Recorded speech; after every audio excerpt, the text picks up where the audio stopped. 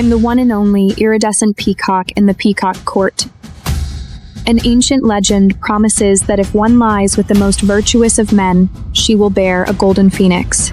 So my father traded our arcane rights to the Swan Court and guarded their purity until I caught Caspian, the most coldest one, flushed and panting under my handmaiden's hands, eyes glazed with want, a cuckoo-born girl named Delilah.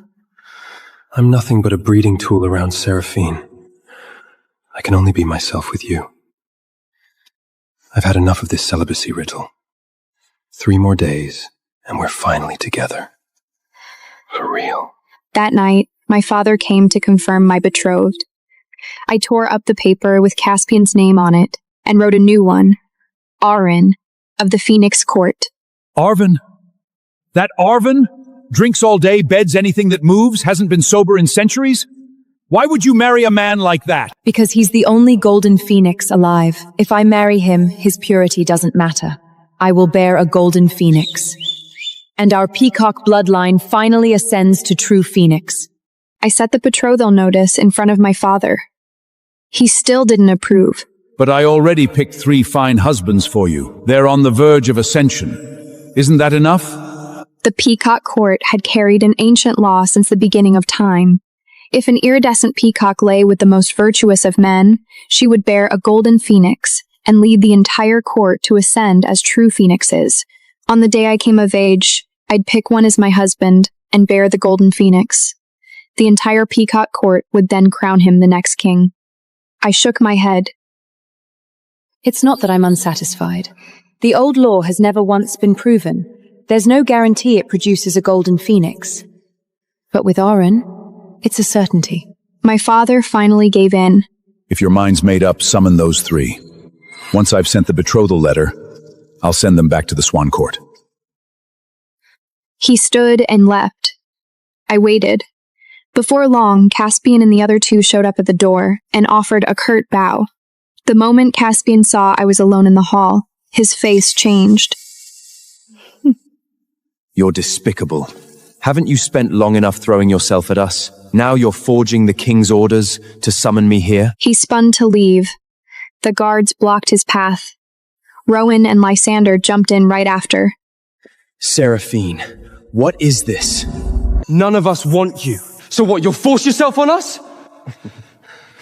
Sure, have your guards hold us here. What about the wedding night? Gonna have them pin us down for you too? In the past, I'd been blinded by my father's choices and everyone's counsel, always finding excuses for their insults. Now I just looked at them cold. There's no hidden meaning. I'm informing you that you're free to return to the Swan Court. Ever since they'd entered the Peacock Court, they'd trained inside the arcane array powered by our ancient rights. They avoided me for a whole 300 years, said keeping their virtue meant they couldn't even go home. But neither my father nor I had ever restricted them. They stayed because the rites accelerated their training. 1,000 years of work, done in 300, and they were right on the edge of ascension. The moment we leave, you'll send men to drag us back. And then what? You punish us however you like? Seraphina, stop playing these games. Caspian dropped to one knee, eyes burning with forced surrender. Let Rowan and Lysila go. I'll take it. Rowan and Lysander stared at him. Then a muffled groan came from behind the curtain.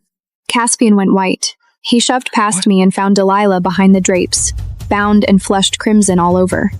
Delilah was a cuckoo-born girl who showed up at the palace about 100 years back. Country girl, nothing like the old bloodlines. Bright, blunt, no filter.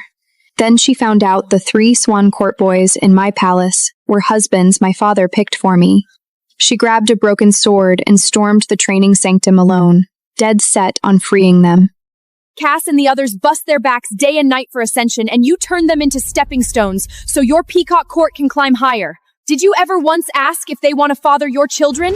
If they want to endure your degrading rights? 300 years of talent, all wasted on you! But back then, I admired her nerve. I gave her 10 days of confined reflection, nothing more. On the 9th day, Caspian showed up carrying her half-dead body, demanding justice. She was covered in wounds, Princess Seraphina, I won't do it again. Please, Princess, don't kill me. I'm begging you. I opened my mouth to defend myself. Rowan and Lysander burst in and came at me with their fists. You want to punish someone? Just do it! All smiles to our faces, then you go and do this behind closed doors? What kind of princess does that? We'd rather die today than let this stand. The Swan Court never bows to injustice! They came at me with magic blazing. Peacocks were never built for fighting, and I was no match for 3 males at once. The commotion reached my father. He saw the bruises covering my body and moved to strike all 3 of them down. But I looked at Caspian, standing there all righteous with Delilah tucked behind him. His eyes burned like he was the hero in this story. He'd resented me from the start, resented me in this purity rite. That was why he'd so easily believed Delilah's lies. Caspian tenderly removed his coat and draped it over Delilah. He passed her carefully to Rowan and Lysander. Then he turned on me, ice in his expression, and summoned his swan feather blade to my throat. You're vicious, you know that? You dosed her with dozens of times the normal amount of enchantment draft. Were you trying to kill her? Or did you want us to walk in and see her completely destroyed? I tilted my head back and blinked the tears dry. I flicked his blade until it rang, and let a cold smirk cross my lips. What, you're allowed to take her to the moon cult? But I can't enjoy the show?